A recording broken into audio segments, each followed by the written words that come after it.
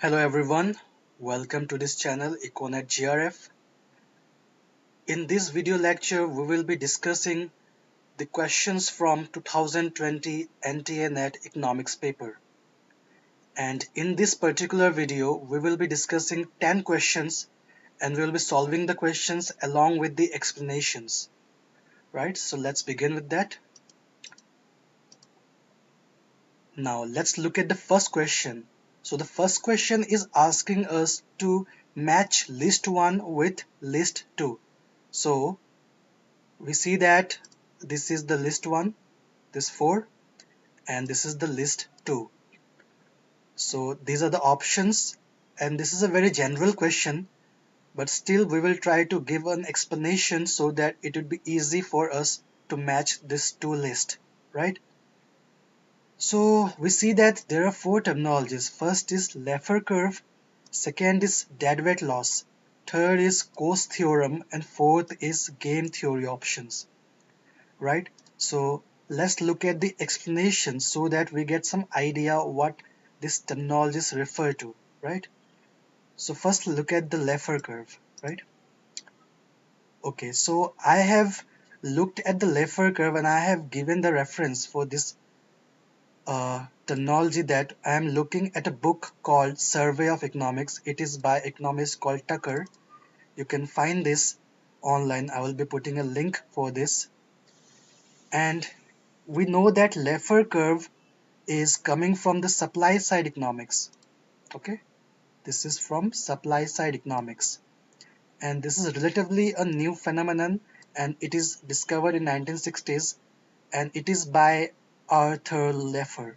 Okay, his name is Arthur Laffer, and he has given this terminology using a paper napkin, and he has explained this phenomenon with a figure. So this is the figure, right? So we see that in this figure, uh, the hypothetical Laffer curve is drawn with the federal tax rate on the horizontal line, right? So this is the federal tax rate on the horizontal line. And we see that the federal tax revenue, it is on the vertical line, right? And the idea is that the federal tax rate, which is on the horizontal line, it affects the incentive for people to work, to save, invest, and produce. And we know that the tax rate is affecting these four factors and others, and these are influencing the tax revenue collected by the federation, right? So this is the idea, and this is the figure. Now let's uh, imagine this in a particular example. So let's suppose that a federal government is imposing a tax rate of 0. Okay, so it is here, it is 0. So when tax rate is 0, people have maximum incentive to produce. So the production will is rising, right? People have maximum incentive. The incentive is rising. And the optimum national income would be earned in this. But there is 0 tax revenue. So tax revenue is 0. Okay?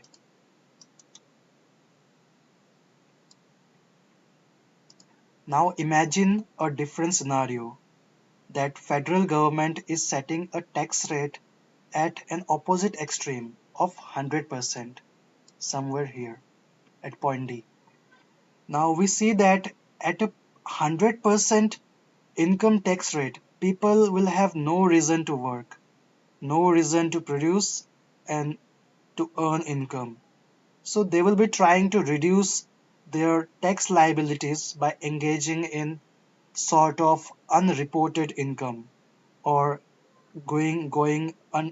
undertaking some underground transactions, or by not working. So production will go down, incentive is going down, again income will go down, right? So this is for 100% tax rate. So The idea is that the government, the tax rate will be affecting the tax revenue, and the tax rate should be formulated in such way.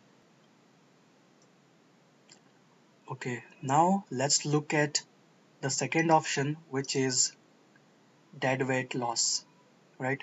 It is a very common term used in microeconomics, especially in the context of consumer theory. So, in simple words, deadweight loss, which is measured in a triangle, right? So this is the triangle. So this triangle is the deadweight loss, B and C. So this is a net loss to total consumer plus producer surplus. So this is both the consumer and producer surplus. So this is the deadweight loss, right? So the idea is that with the estimation of consumer and producer surplus, we are finding sort of some kind of welfare effects of government intervention in the market. So whatever government is doing, we can find out the consumer surplus, how much consumer is getting a surplus and how much producers are getting a surplus. So that is the idea.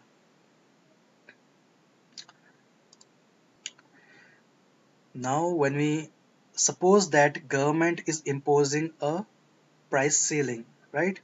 So there is a price ceiling, how much the price can be set, a certain limit. So what will be the effect of that? And we might have some questions like, what is the effect of this price ceiling on consumers and producer surplus? And is the loss to producers from price control or the price ceiling offset by the gains to consumers? That is, whether producer surplus is greater than consumer surplus and whether that can offset the deadweight loss. To answer the first question, that is whether the effect on what is the effect on consumers and producer surplus, we see that some people will be better off, right? So as there is a price ceiling, some consumers will be better off as they will be able to buy the goods at lower price, and some will be worse off as they will be rationed out as production will fall. So this is measured in this area A.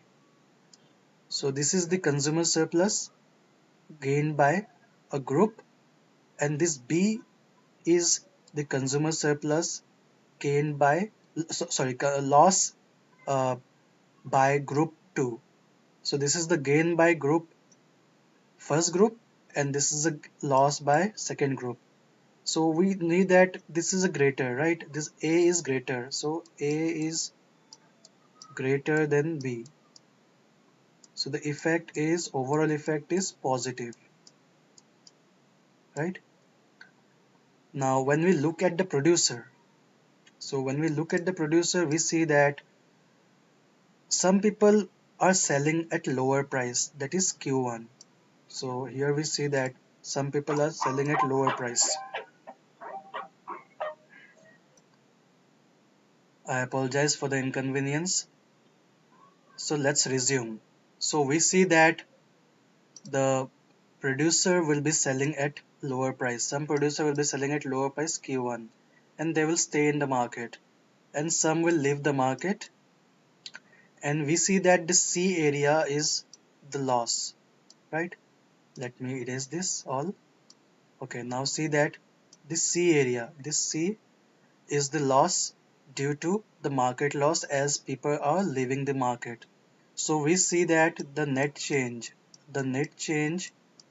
is negative, right? So we know that the deadweight loss is the net loss to total surplus, which is consumer plus producer surplus. So we see that the net loss, uh, the net loss of total surplus will be measured by the summation of this B and C. Okay, these two triangles or this whole triangle. This okay. Let me remove this. Okay, after erase it. Okay, let's see this triangle. So this area, that is the summation of loss of consumer and the loss of producer, will be equal to deadweight loss, right? So this is the net loss, and we see that to answer the second question, that is whether the loss to producers from price control is offset by a gain to consumers, the answer is no, because the loss in producer surplus will outweigh the gains in consumer surplus. Okay? Okay, fine. Let's go to the next question. Okay, so the next question or the next option is dominant strategy, right? So basically, we see that it is found in the theory of game, right? The game theory. Okay. So the reference for this is you can refer to Martin J. Osborne. So it is in the book called An Introduction to Game Theory. So I will provide the link for this book. So it's very simple that the game is called Prisoner's Dilemma. So there are two prisoners, player 1, player 2. So they can confess or they can think or not confess. So they will have some kind of payoffs. So these are payoffs. It's called payoff matrix. So these are the payoffs, right? So there are some strategies which for each player which is the best response.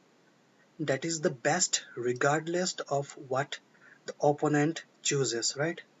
So this is called a dominant strategy. So this is a game theory option, right? Now let's look at the next option, which is COS theorem. So COS theorem is a very important concept in environmental economics. You can refer to the original article by Ronald COS. It is called Problem of Social Cost, 1960. Also, there is a book by Pierce and Turner. Okay, so the idea of the COS theorem is if the property rights are well defined and the transaction costs are low, then the externalities could be overcome without any government intervention.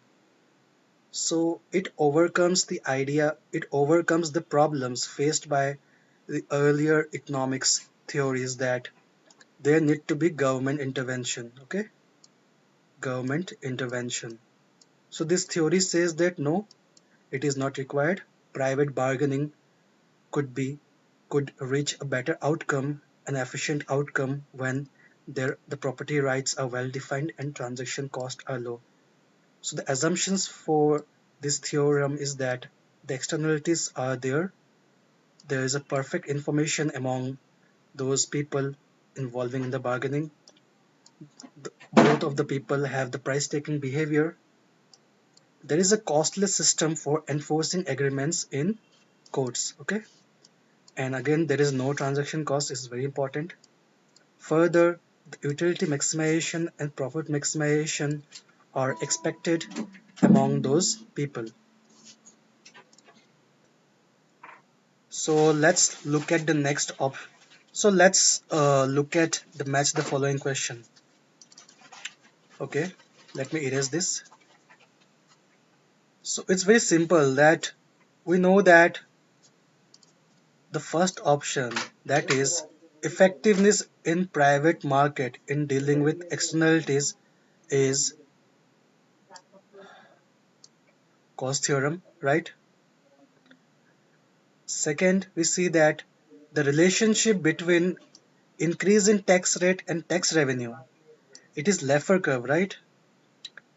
Dominant strategy is obviously game theory options, and controlling prices through effective price ceiling and price floor that we have talked about is deadweight loss. So basically A is 3, A3, B is 1, A3B1, C is 4, A3B1C4, and D is 2. So the answer is 1. So this is how we solve the first question with explanation. We will continue this video in the other lecture. Thank you for watching.